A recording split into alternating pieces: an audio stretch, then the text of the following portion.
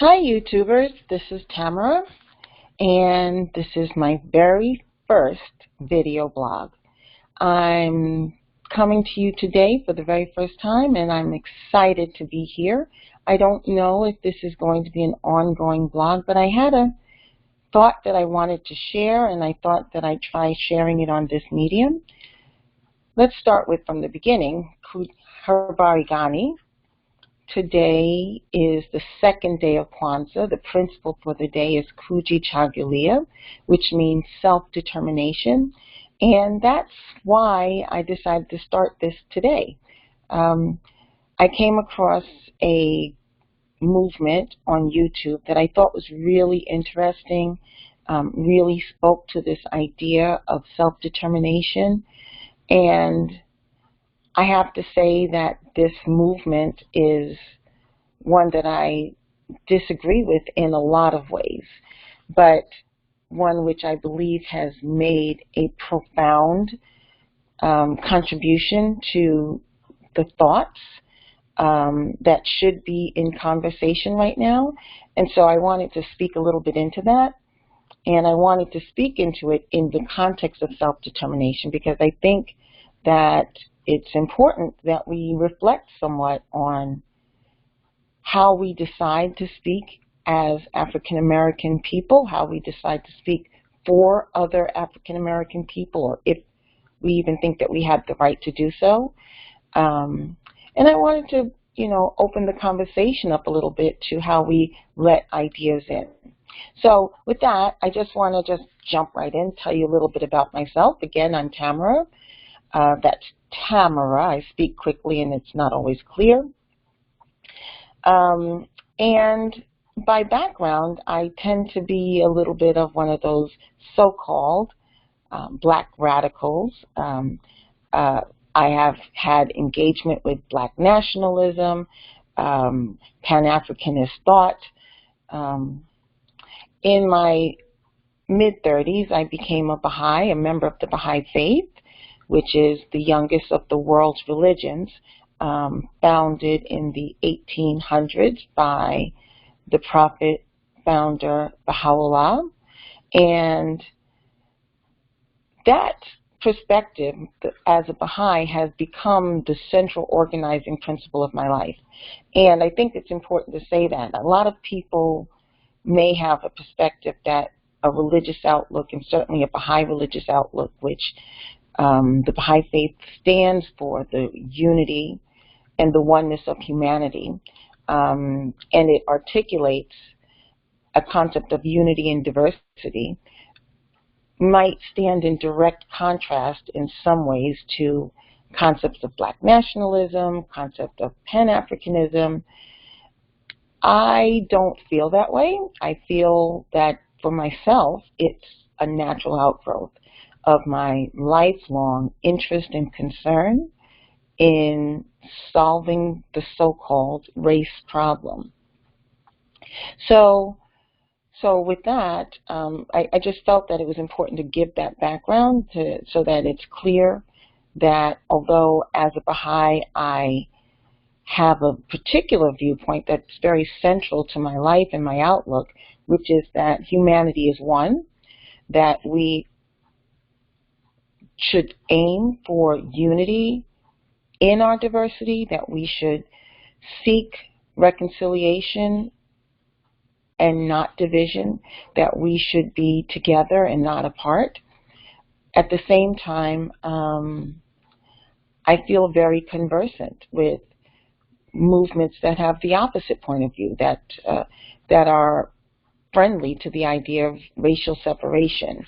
I feel conversant with that in terms of, at least from a standpoint of a black separatist movement, simply because I know the history of racism in this country, and I know that racism has been an organizing principle in this country. White supremacy has been an organizing principle in this country, and it's completely understandable, in my view, that people, as they're looking for solutions and certainly looking for how the world can be better and fit better for our presence in it, look at this process and say, well, you know what? We would do better to be on our own, and we can do better by seeking our own solutions. And this principle, Kujichagulia, can sound like it has that idea. I mean, it talks about speaking for ourselves, naming ourselves, articulating for ourselves who we are, and without reference external to ourselves. So I'm really conversant with that. I'm really sympathetic to that, while at the same time, I'm not in agreement with it. I've grown to a place where I recognize and believe that humanity is only one humanity, and the ideas of there being a white race or there being a black race are simply false. There is no biological reality to the concept of race external to the idea of a human race. The concept of race is really a construct that was deliberately created for the purposes of creating divisions, with the intent, I believe, of having some group be permanently on the bottom, and that group being, of course, the so-called black race. So I come from a place where I recognize and understand the reaction against this kind of racism, and I also come from a place that says, let's undo this race thing altogether. It's completely invalid. It exists largely to keep black people in the subordinate role, actually in the footstool role. And so it does not serve us to continue to perpetuate it.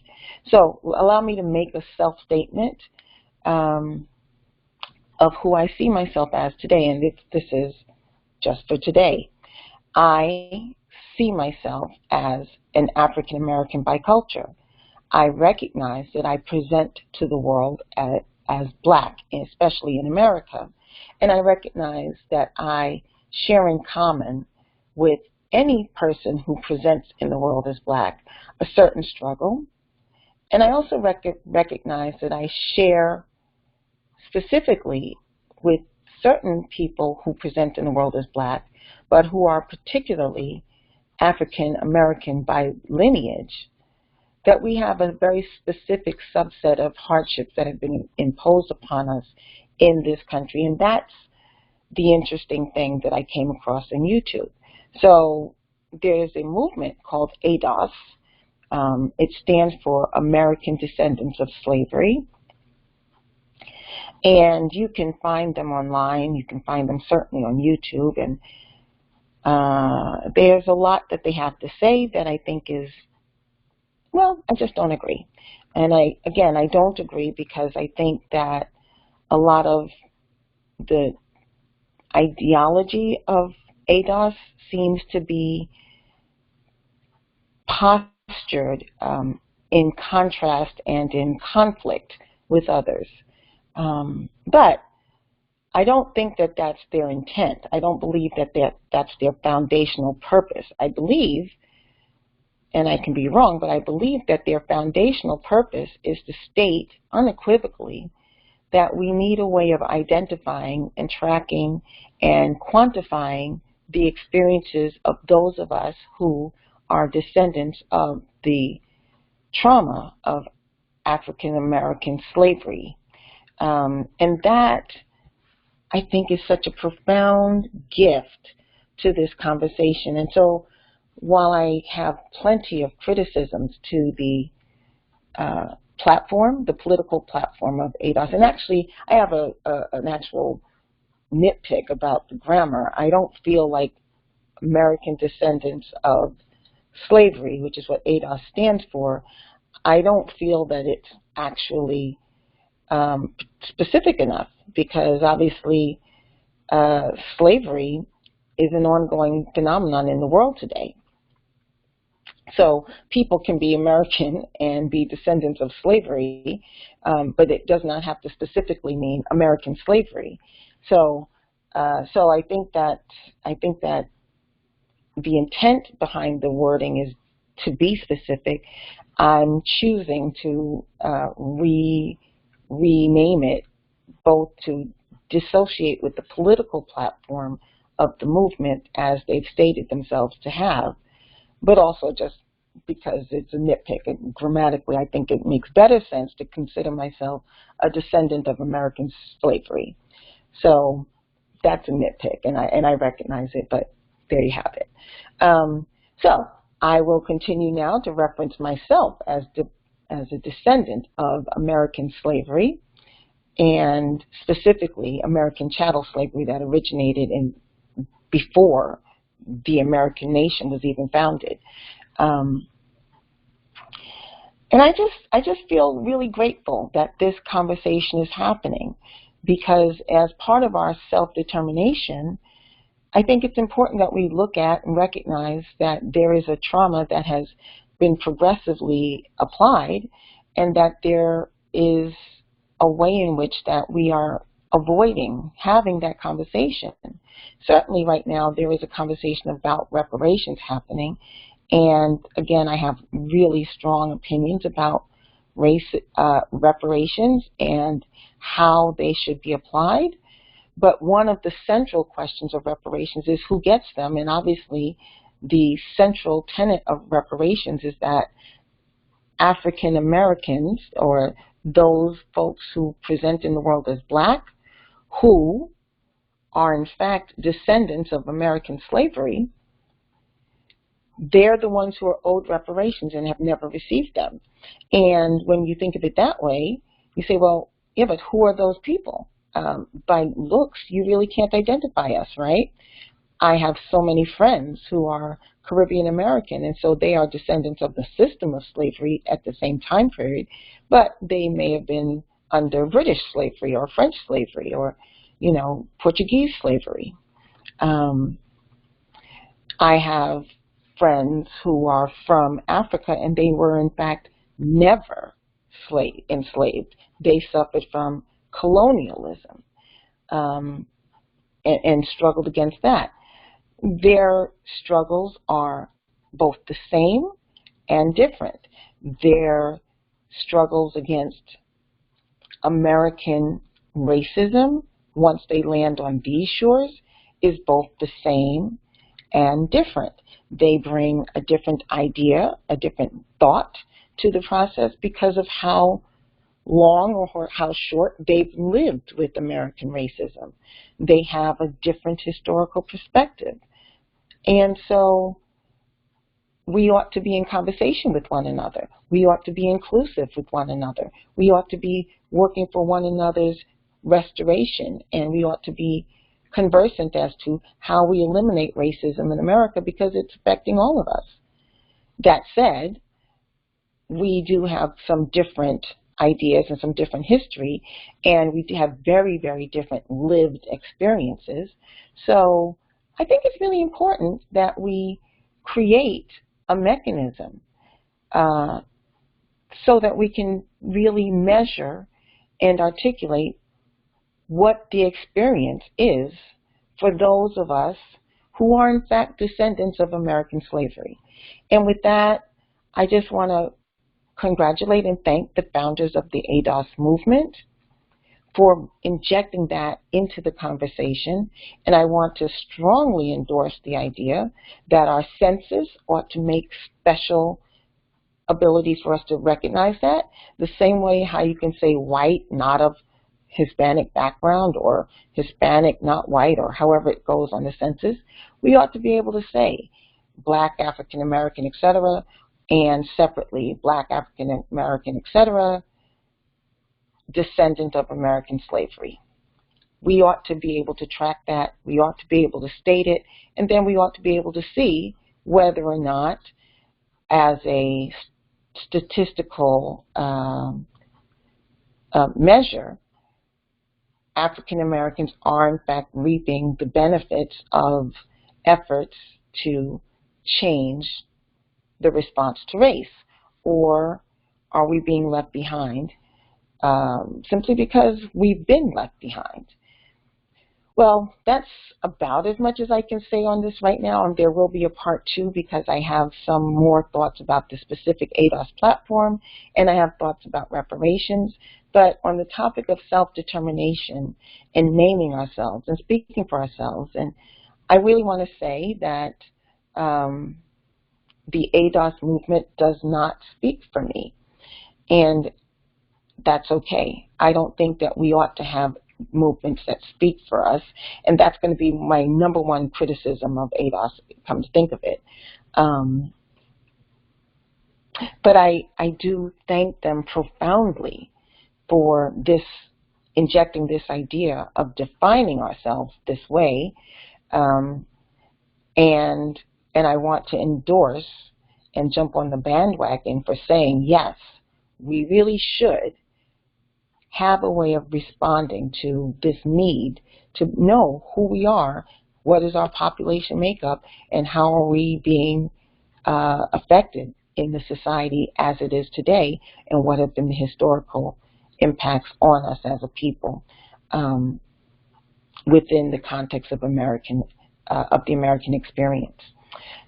Okay, I have one more thing that I want to say about the ADOS movement that, again, I want to thank them for and commend them for, and that is that they are articulating rather strenuously that we as African Americans belong to America. And I have a lot of thoughts on that, and I started to do my first YouTube video on that topic, but I decided to go in a different direction.